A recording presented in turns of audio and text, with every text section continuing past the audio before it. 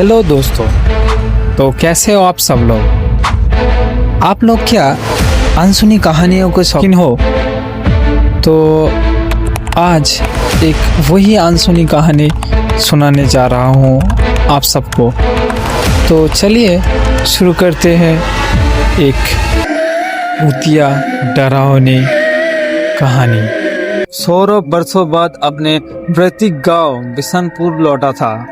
गांव शांत था, पर उसकी शांति में अजीब सी शीतलता थी, जैसे हर कोई किसी अनगौरे डर को अपने दिल में दबाए बैठे हो। गांव के छोर पर एक बरगद के घने पेड़ों के बीच एक पुरानी पत्थर की बावली थी। गांव वाले उसे अंधा कुआं कहते थे। वो इतनी गंभीर थी कि दिन के उजाले में भी उसकी तह तक रोशनी नहीं पहुंचती थी। लोगों का मानना था कि बावली की पानी का रंग भी कभी नहीं बदलता, चाहे कितनी भी बारिश हो या सूखा पड़े। वो हमेशा एक मटमैला काला रंग लिए रहता था।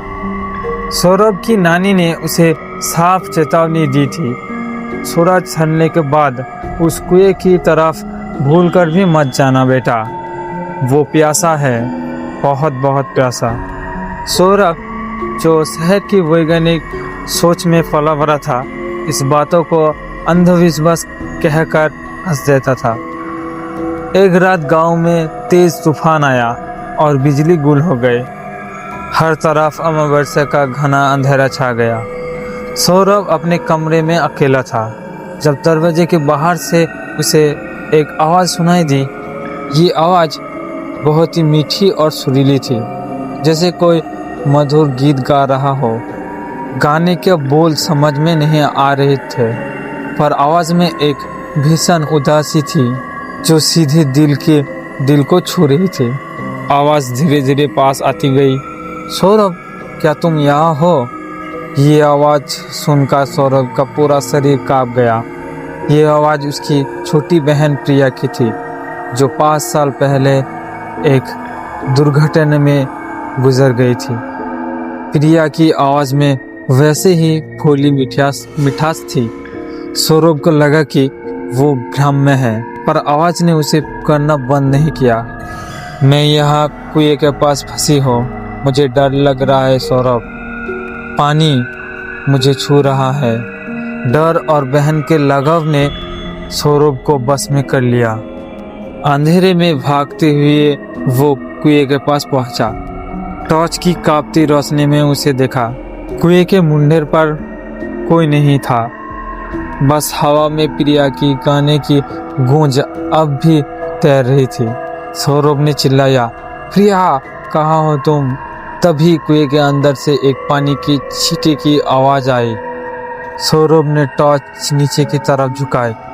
कुएं के अंदर काले पानी के ठीक ऊपर एक चेहरा तैर रहा था। वो चेहरा प्रिया का था, वही मासूम आंखें, वही बाल, पर उसकी त्वचा पानी से गल चुकी थी और उसके होंठ नीले पड़ चुके थे।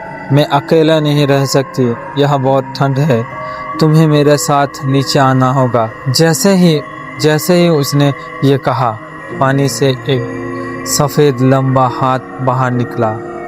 उस हाथ पर ना नाखून थे ना त्वचा, बस पानी से भीगी हुई हड्डियाँ थी जो तेजी से ऊपर की ओर बढ़ रही थी। सौरभ ने चीख मारी और पीछे की तरफ भागा। वो बिना मुड़े तब तक भागता रहा जब तक वो अपने घर के दरवाजे से टकरा नहीं गया। सुबह हुई तो गांव वालों ने उसे सदमे की हालत में पाया। उन्होंने उसे शांत कराया, पर सौरभ ने कभी किसी को बुरी रात की घटना नहीं बताया। बस एक चीज़ थी जो उस रात की सच्चाई को बयां कर रही थी। जब सौरभ बाद में हिम्मत करके कुएं की तरफ गया तो उसने देखा कि कुएं के चारों ओर की सूखी जमीन गीली थी और वो गीली जमीन की लकीर कुएं से शुरू कर सीधे उसके घर के दरवाजे तक आ रही थी। जैसे कोई बहुत प्यासा प्राणी रात भर घिसकता हुआ उसके पास आया हो और सूरज की पहली किरण से पहले ही वापस चला गया हो। जब हर रात जब बिजली कटती थी, सूरज को कुएं से आने पानी टपकने की आवाज़ अपने पलंग के नीचे से सुनाई देती थी। तो कैसा लगा आपको ये कहानी? अच्छी लगी तो कमेंट में बताइए और मिलते हैं नेक्स्ट वीडियो में। Tata bye bye.